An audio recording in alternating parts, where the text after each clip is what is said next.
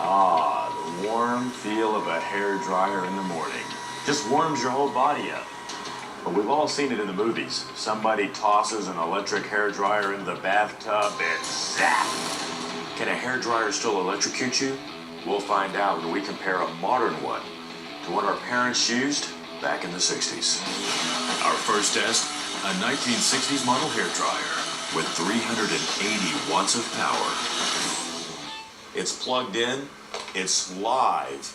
We're gonna drop this in a tub of water and see if it would actually electrocute somebody. You know what's gonna happen? I have no clue.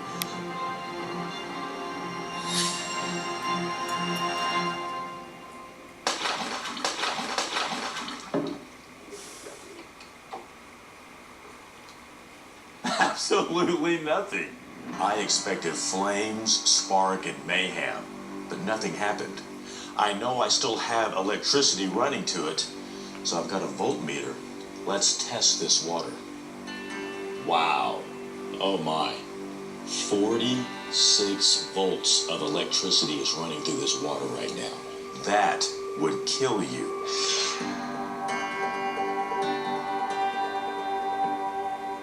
Let's cut the power to this hairdryer and now try our modern version, see if we get different results. A modern hairdryer, 2 blower speeds and nearly 2,000 watts of power, 5 times more than a vintage hairdryer.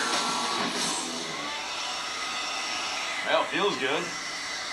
All we can do is drop it into a bathtub full of water and see what happens. Okay. I'm going to pull my voltmeter back out and see how much electricity is inside of our tub. Remember, our 1960 model provided 46 volts. Very interesting.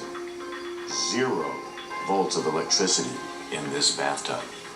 And this is no joke. This is live. Now don't try this at home, but I've tested it with a voltmeter. No electricity in this bathtub, and I'm going to prove it.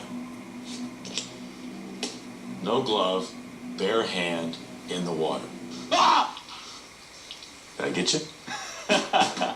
This modern day hairdryer possibly could have saved your life. This 1960s model hairdryer charged our bathtub up to 46 volts. The new ones, though, a lot safer. Time to slice them open and find some answers. John, for this cut, the Omni DUALSAW counter-rotating blades.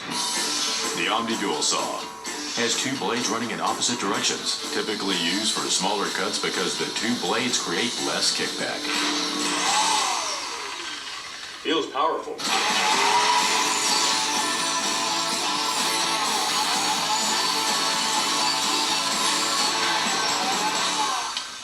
And as we peel back the layers, we reveal a very simple mechanism. As this fan draws air in from the back, it goes over these hot coils and out to the front, drying your hair. But I see nothing inside that would prevent you from being electrocuted.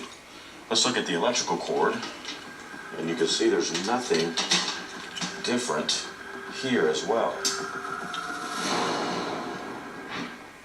Our new hair dryer. Must be some safety protocols built into this. Let's slice it open and find out.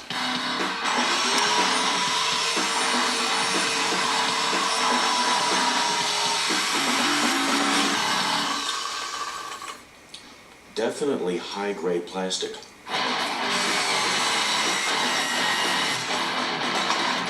Look at that. It looks almost identical inside to our 1960s version, but with a lot of improvements. A lot larger fan, quieter motor, and insulation to keep the outer shell from heating up so you can touch it and not burn your hands.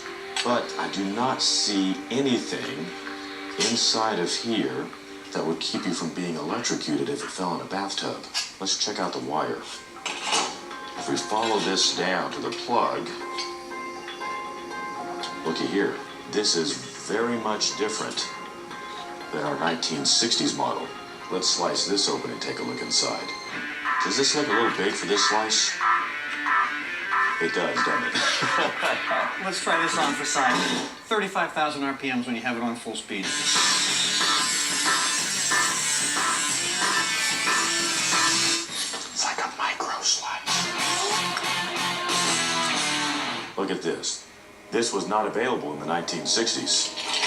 You just had a direct line to the electricity coming out of your outlet. This plug has a little circuit board inside of it that actually measures the amount of electricity that's going to your hairdryer. When the new dryer is dropped in the tub, the electricity flows into the water, creating a sudden increase in current. Inside the plug, a tiny switch is activated that shuts off the dangerous current before you get shocked. I'm sure there's been times when you're drying your hair and you had to reset one of these buttons and you always wondered, why is that there? Well, this is there to potentially save your life. Don't go grab your hairdryer, fill up your bathtub full of water and drop it inside to test this theory. That's my job. Up next, Does anybody know if the water's turned off? I'll get into hot water This feels really good. and try to debunk a porcelain myth. I know a lot of people not believing this right now. America.